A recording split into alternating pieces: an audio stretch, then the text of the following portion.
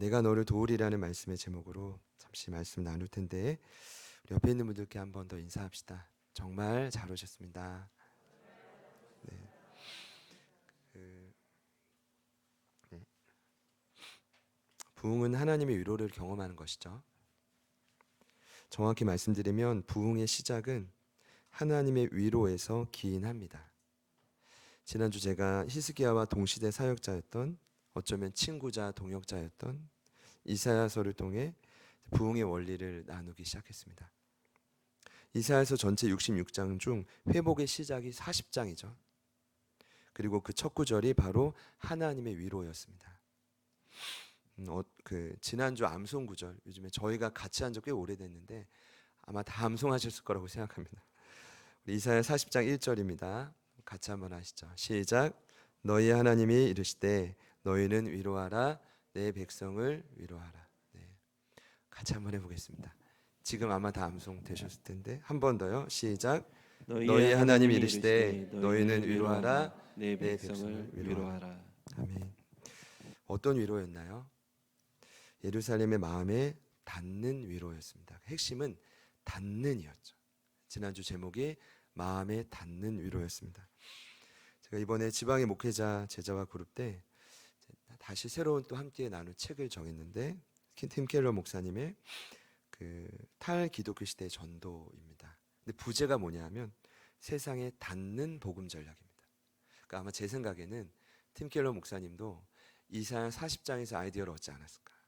그러니까 세상에 나가는데 나가서 복음을 전하는 것도 중요하죠. 근데 더 중요한 건 세상에 닿는 전략으로 다가가야 된다는 겁니다. 위로도 마찬가지입니다.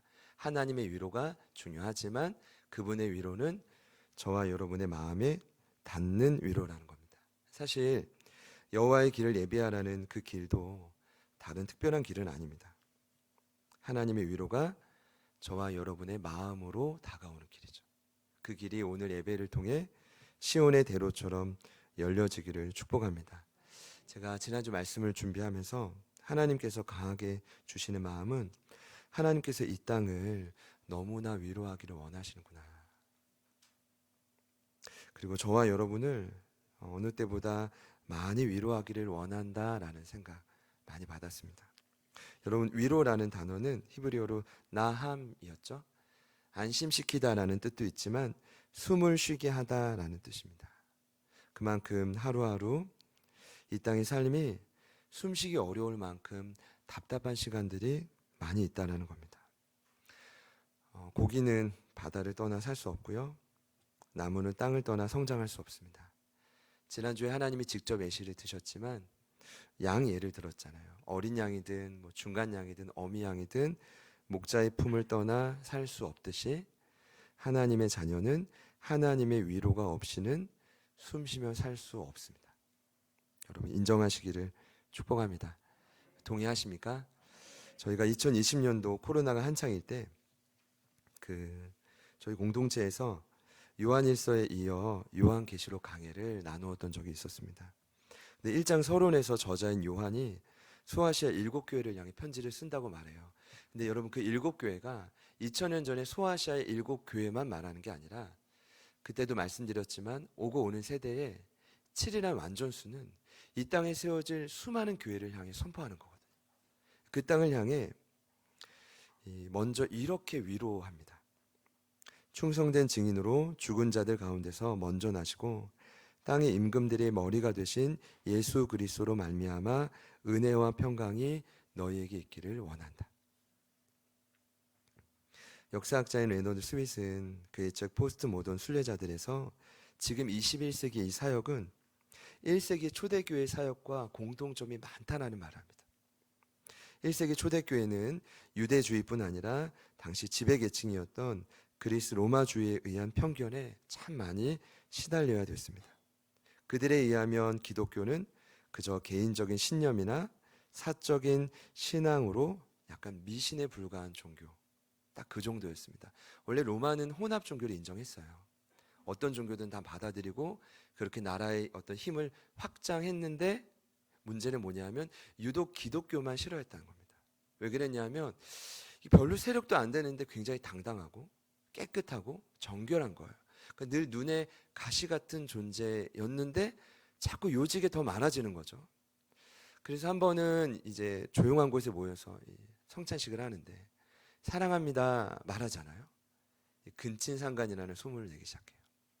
그리고 성찬식을 하는 걸 무슨 소문을 내냐면 식인종이라는 소문을 냅니다. 여러분 지금 말도 안 되지만 그때 그 당시에 어떤 이런 모함들이 먹혔단 말이에요. 근데 놀라운 건 그럼에도 초대교회는 복음으로 로마를 점령했습니다.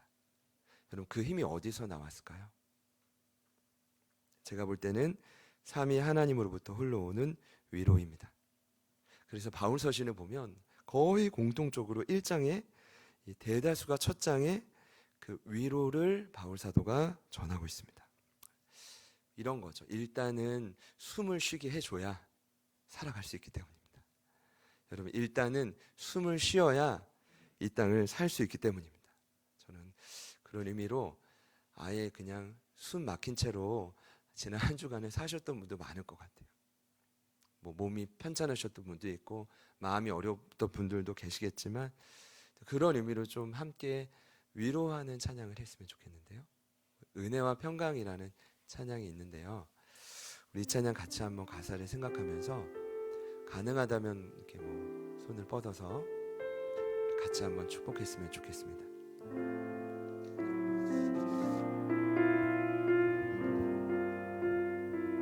짙은 안개 가릴 때 짙은 안개 가릴 때 긴 터널을 지날 때 이 노래를 불러봅니다. 삶의 무게 힘들 때 두려움이 커질 때 이 노래를 불러봅니다. 짙은 안개 짙은 안개 가릴 때 긴 터널을 지날 때 이 노래를 불러봅니다. 삶의 무게 힘들 때 두려움이 커질 때 이 노래를 불러봅니다. 은혜와 평강이 있기를 원하네. 하나님 아버지와 주 예수로부터 은혜와 평강이 있기를 원하네. 나를 향한 놀라운 주 은혜와 평강이 있기를 원하네. 하나님 아버지와 주 예수로부터 은혜와 평강이 있기를 원하네. 너를 향한 놀라운 축복 우릴 향한 놀라운 축복 너를 향한 놀라운 축복. 위로하시는 하나님께 영광의 박수 한번 드립시다.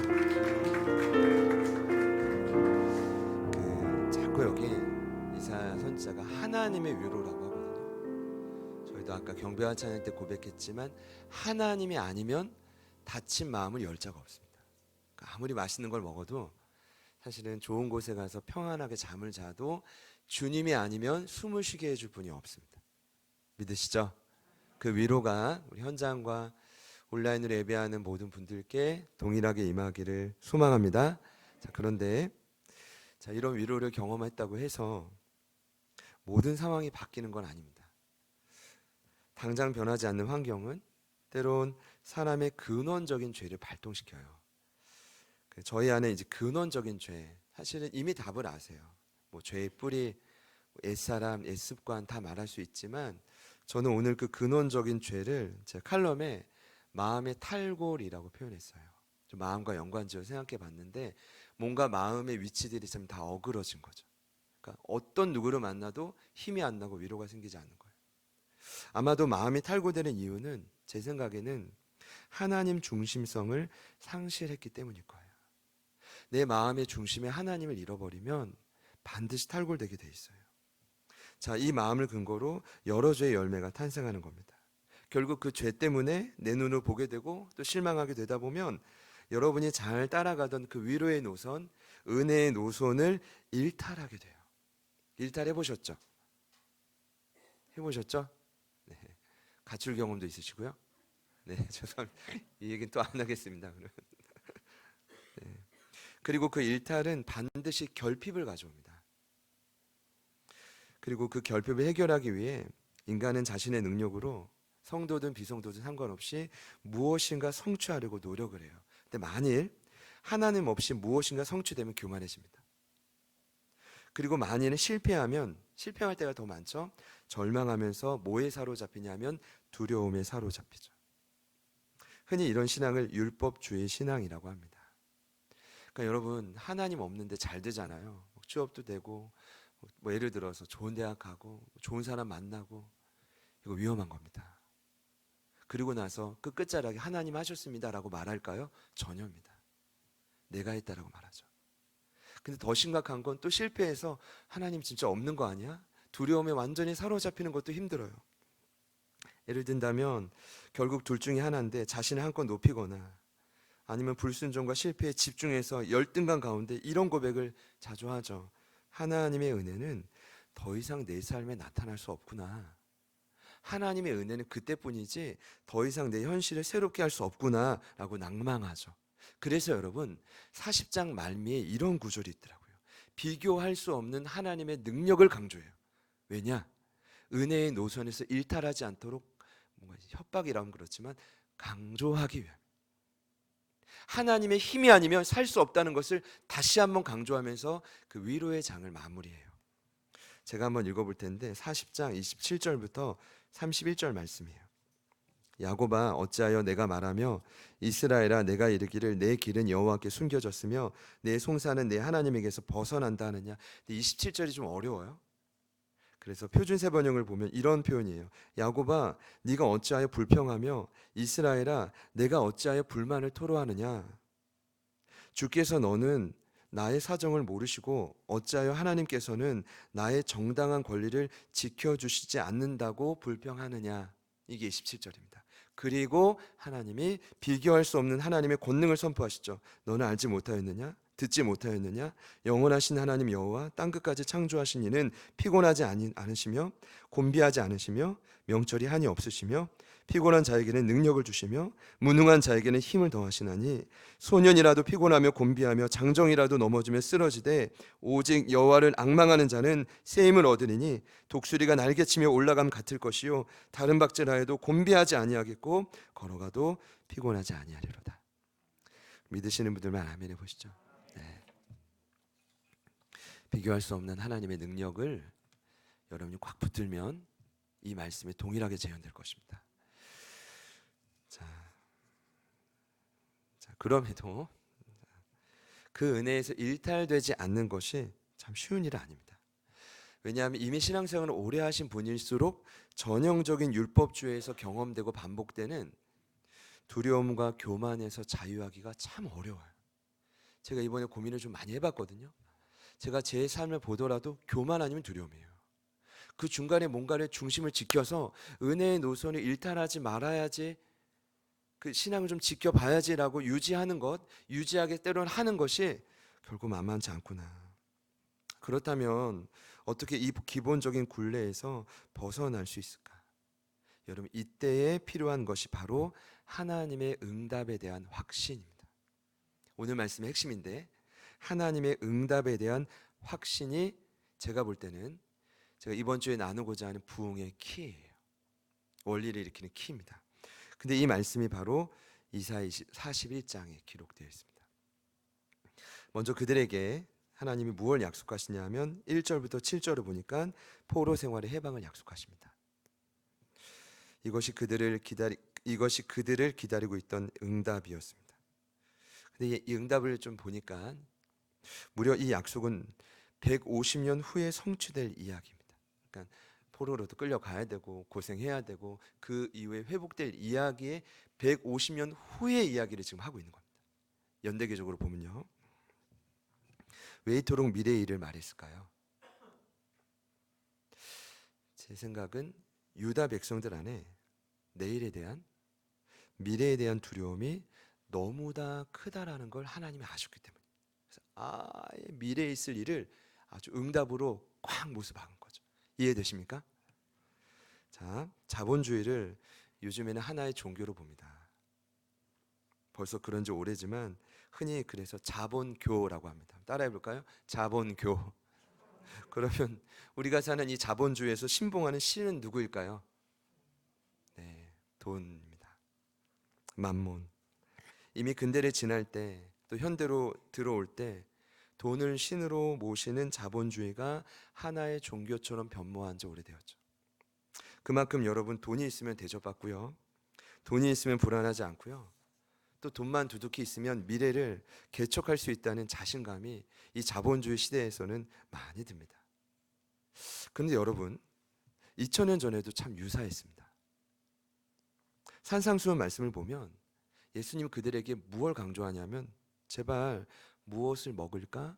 무엇을 마실까? 무엇을 입을까? 염려하지 말아라. 그도 그럴 것이 당시 1세기에는 역사가 요세푸스에 의하면 8, 90%가 하루에 한 끼밖에 못 먹었어요. 그러니까 당연히 염려하는 건 맞지만 그들 마음속에 돈에 대한 신봉과 함께 염려하는 마음이 너무 컸던 거죠. 그래서 주님이 강조하신 말이 염려하지 마라. 또 이렇게 하시죠. 내일 일은 내일이 염려할 것이요. 한날의 괴로움은 그날로 족하다. 같이 한번 따라합시다. 내일 일은 내일이 염려할 것이요.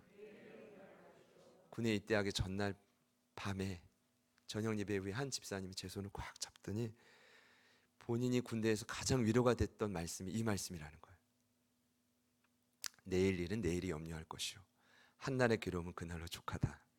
우리 한 번 더 합시다. 내일 일은 내일이 염려할 것이요. 여러분 말하면 아마 밤을 새도 모자랄 겁니다. 염려에 대한 제목이요. 그들 안에 이처럼 미래에 대한 두려움이 크게 자리 잡고 있었습니다. 자, 그럼에도 그들에게 선포된 그 약속은 하나님의 완벽한 계획이었습니다. 제가 그 내용을 다 설명드리기는 좀 어렵고요. 어떤 내용이냐면 하나님이 세우신 페르시아의 고레스 왕. 이 고레스가 바벨론도 점령하고 페르시아도 점령하고 나중에 이 고레스가 어떤 일을 정책을 펼치냐 하면 보통 왕은 그 포로들을 자기 나라로 다 끌고 와요. 근데 고레스는 정반대였어요. 돌아가. 불편해 돌아가. 대신 우리 조항만 맞고 이 나라를 잘 섬기기만 합니다. 그러니까 수많은 세상에서 이 고레스 왕을 선왕으로 섬겼죠. 그때 누구도 포로에서 귀환하냐 하면 유다 백성들도 귀환하게 된 것입니다. 자, 이를 위해서 자, 1절에 보면 이렇게 말하죠. 잠잠하고 힘을 내어 자신에게 가까이 나오라. 처음에 이 말씀이 좀 이해가 안 됐는데 그렇게 말합니다. 잠잠하고 힘을 내어 자신에게 가까이 나오라. 왜 그랬을까요? 내일에 대한 두려움 때문에 사람이 두려우면 가만히 있지 못해. 침묵하지 못하고 계속 불평하고 원망하고 문제 앞에서 자꾸만 누군가 원인을 찾게 되죠. 가족 안에서 없으면 또 다른 곳을 찾기도 하고요. 여러분 그렇지 않습니다. 하나님이 이런 응답이 있으니 뭐라고 하시죠? 침묵하고 이제 그 힘을 좀 빼고 힘을 어디에 쓰냐면 나에게 가까이 나오는 데 쓰라는 거예요. 이해되십니까? 그러니까 잠잠하고 이제 젖먹던 힘을 내서 다른 데 힘을 쓰지 말고 나에게 가까이 나오는 데 힘을 쓰라는 거예요. 여러분 하나님은 자기 백성을 결코 외면하거나 방관하지 않으십니다. 그들이 장차 포로로 끌려갔다가 해방의 기쁨을 맞이하기 무려 150년 전부터 미래를 정해 놓으셨습니다. 저는 최소한 여러분의 인생은 150년 전부터 하나님이 정하셨다고 믿으십시오. 이제 더 정확히 말씀드리면 태초부터 정해 놓으셨지만 우리 하나님은 이런 분입니다. 결국 모든 사람들의 미래가 주님 손에 달려 있다는 것입니다. 저희들의 미래 역시 역사의 주관자이신 주님이 다 지켜보시고 그분 손에 달려있다는 것입니다. 제가 볼 때는 하나님의 응답에 대한 확신이 맞지만 먼저 이것을 강조한다고 봐요. 옆에 있는 분들께 한 번 더 인사합시다. 당신의 인생은 진심으로요 그분 손에 달렸습니다. 주요. 네. 이렇게 하면 끝이 나야 되는데 끝이 아닙니다. 그리고 나서 꽤나 구체적으로 그들에게 말씀하시죠. 오늘 그 말씀의 핵심은 두려워하지 말라 내가 너를 도우리라. 꽤나 유명한 구절이죠. 우리 10절 말씀은 우리 다 같이 한 번 더 읽어보겠습니다. 41장 10절 시작. 두려워하지 말라 내가 너와 함께함이라. 놀라지 말라 나는 내 하나님이 되리라. 내가 너를 굳세게 하리라. 참으로 너를 도와주리라. 참으로 나의 의로운 오른손으로 너를 붙들리라. 아멘. 이 구절이 여러분 꽤나 유명합니다. 왜 유명해졌을까?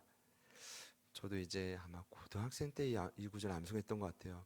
이 구절만 암송하면 어떤 두려움도 이길 거라는 감동이 있었던 것 같아요. 어린 나이였지만. 왜 유명해졌을까요? 인류가 그만큼 미래에 대한 막연함으로 이 선조들이 충분히 두려워해줬기 때문입니다. 그리고 두려움이라는 건 아까도 원인을 말씀드렸지만 이 땅을 살아가는 인간의 본질적인 모습이기도 합니다. 두려워하지 말라. 마음이 깊이 와닿는 거죠. 그런데 사실은 41장 문맥 전체에서 보자면 이 구절이 이해가 되지 않는 본문입니다. 왜냐하면 분명히 하나님이 약속을 해주셨거든요. 이러한 완벽한 약속이 너에게 있을 거야. 그런데 이들이 왜 두려워할까요? 이렇게 보셔야 돼요. 이렇게 보면 왜 이렇게 하나님이 두려워하지 말라고 말씀하실까? 고민해 봐야 되죠. 물론 믿음이 없어서라고 답하면 다 답이 됩니다. 힘이 들어서 그럴 수 있죠. 그런데 제가 생각할 때는 이런 것 같아요.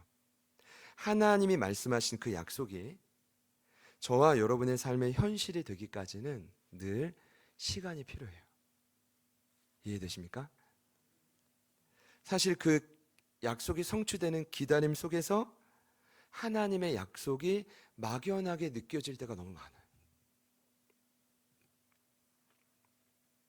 그럼 이 기간을 어쩌면 이 시간의 간격을 어떻게 버틸 것인가, 이런 고민이 나오는 거죠. 정답은 두려워하지 말라 내가 너를 도우리라. 이 음성을 한 번이 아니라 한 번 암송하고 끝나는 게 아니라 지속적으로 듣는 훈련을 갖는 것입니다. 제가 그렇게 생각하고 오늘 말씀을 보니까 두려움은 이제 왜 기인하는지 아까 이유를 말씀드렸고, 두려워하지 말라 내가 너를 도우리라는 이 표현이 너무 많이 나온 거예요. 8절부터 14절 안에 너무 많이 나온 거예요. 어떤 이유라고요? 한 번 듣고 끝날 얘기가 아니라 지속적으로 들으면 하나님의 응답이 내 삶의 현실이 되기까지의 그 기다림을 버틸 수 있다는 거죠. 여러분, 왜 두려워한다고요? 은혜의 노선에서 일탈돼서 내 힘과 능력으로 의지하다 보면 실패할 때 두려움에 사로잡혀요. 그러면 왜 하나님이 오늘 도울이라는 표현은 왜 이리 자주 썼을까요? 이제 간단하지만 매 순간마다 하나님의 도우심 없이는 하나님의 응답을 기다릴 수 없기 때문입니다. 잘 들어보세요. 내가 너를 도우리라는 말도 오늘 너무 많이 나와요. 여러 차례. 왜요? 하나님의 도우심이 없이는 응답을 기다릴 때까지 버틸 수가 없어요. 그러니까 오늘 그 도우심을 경험하셔야 돼요. 이해되십니까? 네. 여기 돕는다라는 단어 히브리어로 아자르입니다. 단순한 도움이 아니더라고요. 이 의미는 나의 인생의 사면을 에워싼다라는 뜻입니다. 어떤 의미냐면 하나님이 우리의 모든 필요를 아시고 그 필요를 적재적소에 채워주시는 것도 도움이지만 저와 여러분의 인생을 사면으로 감싸는 것이 아자르예요. 감싸서 강력히 지켜주신다라는 뜻이 바로 돕는다라는 의미입니다. 이 음성을 반복하셨습니다. 제가 반복된 음성을 반복해서 묵상하다 보니 또 하나 깨달은 게 있습니다. 하나의 공통점을 발견했는데 오늘 여러분 돌아가셔서 이제 가능하시면 8절부터 14절의 말씀을 반복적으로 한번 읽어보세요. 어떤 느낌이 좀 드냐 하면 왜 나한테 반말해? 이런 생각이 들어요. 아멘입니까? 누가 아멘 하셨어요? 왜 나한테 자꾸 명령해? 이런 생각이 들어요. 저는 그런 생각이 들었어요. 아니 왜 지치고 힘든 영혼들에게 자꾸 하나님은 하라 하라 선포만 하실까? 생각을 해보니까요, 조금 다른 각도로 고민을 해보니 오늘 반복적으로 독자들에게 전해질 그 내용의 특성 때문이에요.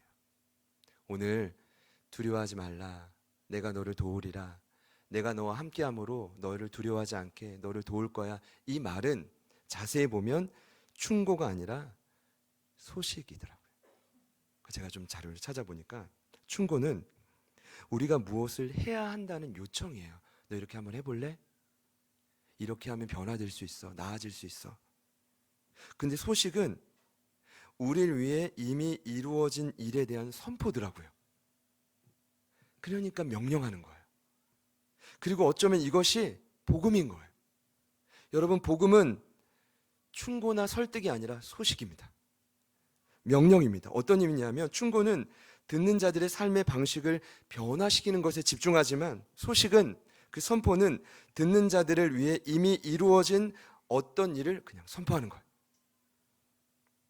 차원이 다른 거죠. 죄송하지만 여러분이 오늘 말씀을 들으시고 난 두려워할래, 여전히 내 힘으로 살아볼래 라고 해도 상관없이 하나님은 이미 이 약속을 오래전에 이루어 놓으셨어요. 이루어 놓으셨다고요. 그러니까 이것을 믿음으로 받아들이면 이 선포는, 소식은 우리의 삶에 그대로 현장에 경험되어지는 것입니다. 두려워하시는 분이 있습니까? 절망하는 분이 있습니까? 현재 도움이 필요한 분이 있습니까? 이거 지금 충고가 아니라 하나님의 약속하신 이 선언을 믿음으로 받아들이면 그대로 이루어지게 될 줄 믿습니다. 네.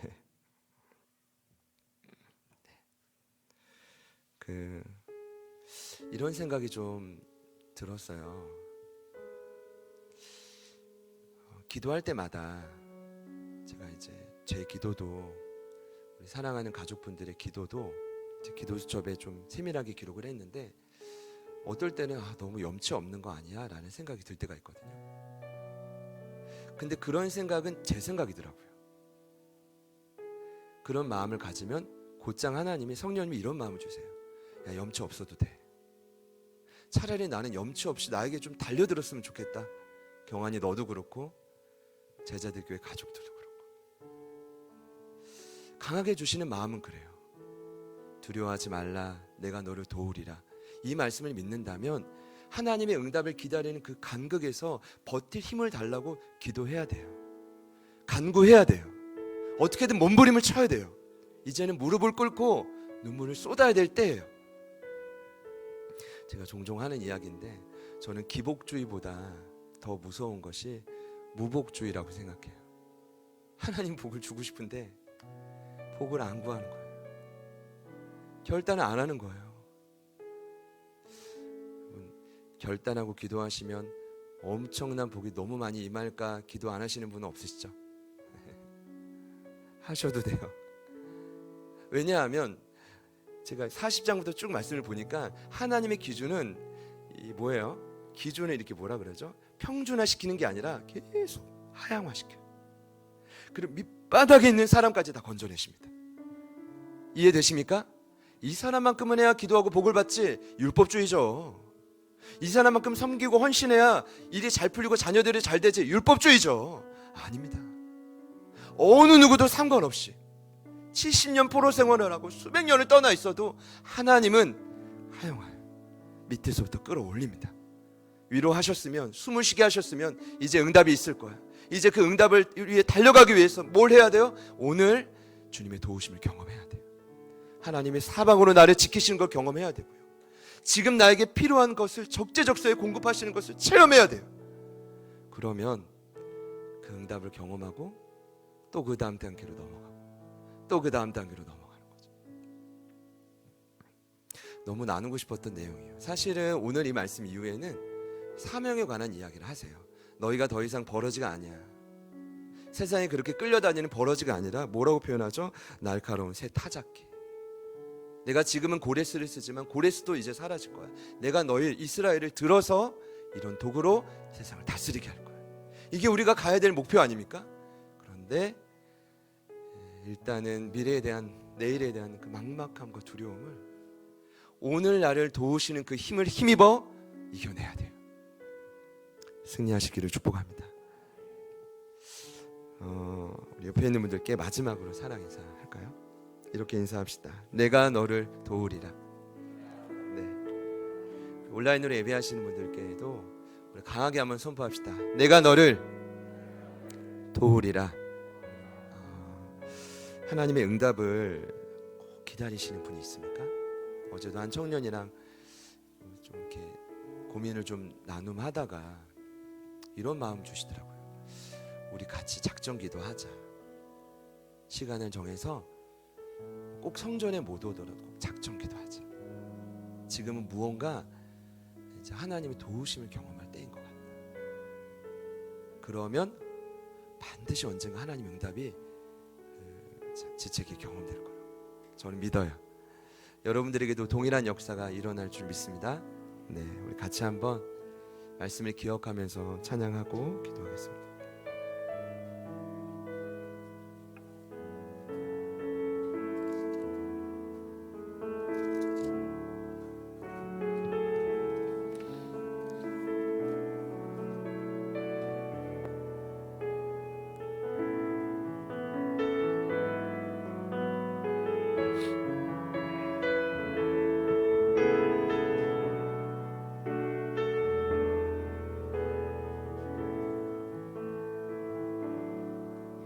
두려워 말라 너와 함께함이니 놀라지 말라 나는 내 하나님 됨이니 무서워 말라 내가 널 도와주리니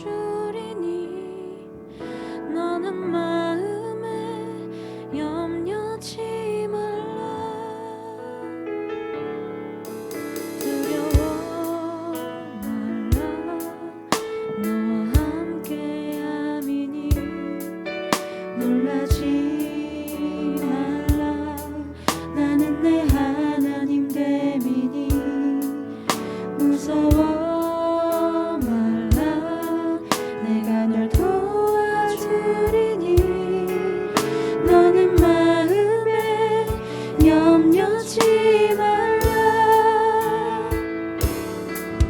내가 너를 굳세게 하리라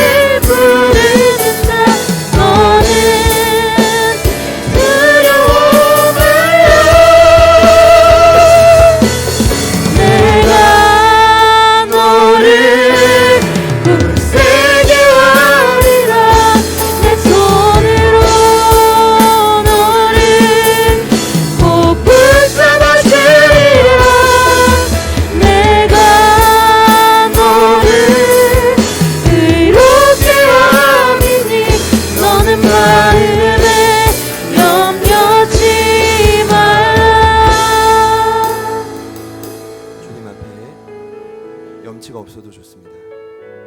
가장 큰 문제는 도움의 현장에서 주님을 찾지 않는 것이죠. 두려워하지 말라, 내가 너를 도우리라. 약속하시고 반복적으로 선포하시는 충고가 아닌 그 소식 앞에, 선포 앞에 오늘 저희가 믿음으로 반응하기를 소망합니다.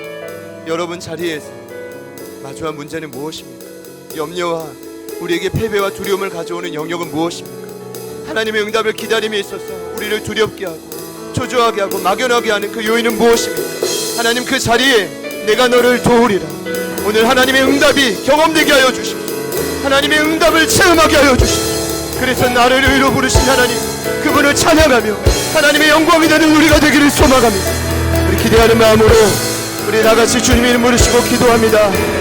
주님,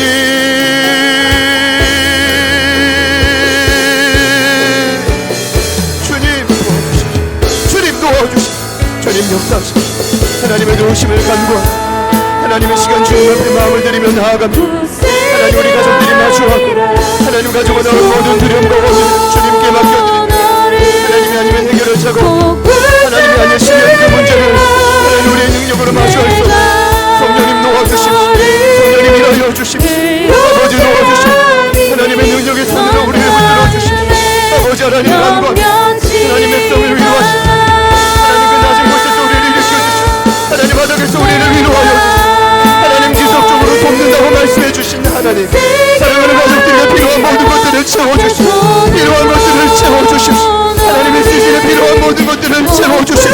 그러나 하나님 그들을 돌보시고 하나님 사면으로 에워싸시고 어떤 순간에서도 흔들지 않고 하나님 응답을 기다리시고 하나님 응답을 채우고 전진할 수 있도록 주님 도와주십시오. 주님 도와주십시오. 하나님 우리에게 찾아와 하나님 어둠과 모든 막연함 하나님 물병과 모든 사랑을 가져가는 모든 어둠의 역사 떠나가게 하여 주십시오. 주님 앞에 내 손으로 하나님 응답이 기다립니다.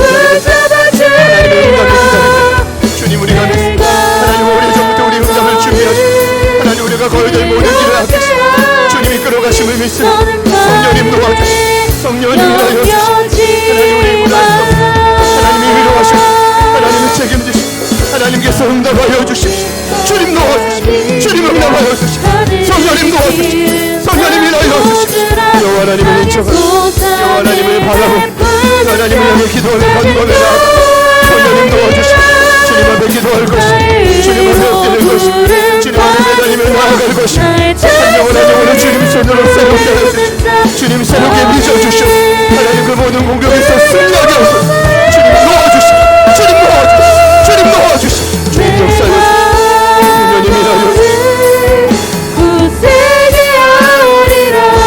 내 손으로 너를 꼭 붙잡아주리라. 내가 너를 의롭게 하리니 너는 마음에 염려치 말라. 내가 너를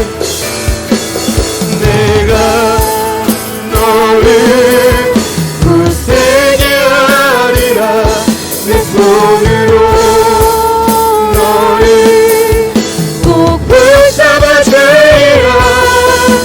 내가 너를 의롭게 하리니 너는 마음에 염려치 말라. 이는 나 여호와 너희 하나님이 내 오른손을 붙들고 내게 이르기를 두려워하지 말라, 내가 너를 도우리라 할 것임이니라. 하나님, 이 말씀의 진리라면 하나님의 응답을 기다리고 하나님의 때를 기다리는, 그러나 때로는 늦춰지는 것처럼 느껴져 막연하고 초조하고 흔들리고 지쳤던 우리 사랑하는 가족들의 삶에 오늘 이 말씀이 신실하게 응답되게 하여 주십시오. 두려워하지 말라, 내가 너를 도우리라. 우리의 모든 필요를 너무나 잘 아시는 주님, 채우실 뿐 아니라 사랑하는 모든 가족들을 사면으로 에워싸셔서 어떤 방해에도 넘어지지 않고 승리하는 이 한 주가 되게 하여 주십시오. 하나님, 우리는 다시 한번 결단합니다. 힘을 빼고 잠잠히 주님께 힘써 나아가기를 결단합니다.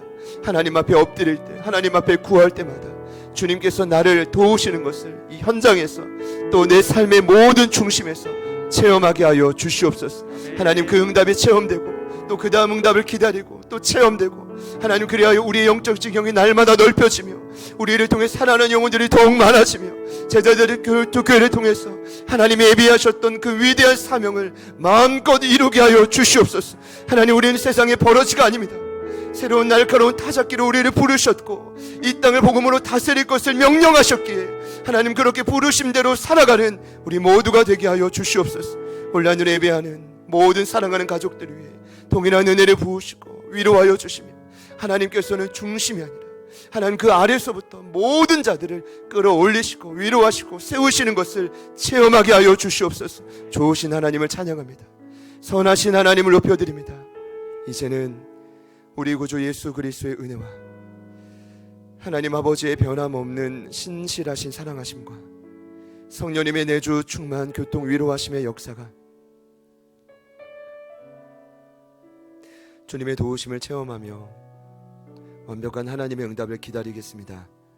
다시 한번 믿음으로 반응하며 나아가는 오늘 2부 예배에 참여하신 한 분 한 분 머리 위에, 그리고 현장 예배 오늘 함께 처음으로 하신 우리 김예지 자매님 모든 삶의 현장 위에, 그리고 저희들을 통해 살아나게 될 우리 주변에 방황하고 아파하는 모든 영혼들 삶의 터전 위에 지금부터 영원토록 함께 하시기를 간절히 축원하옵나이다.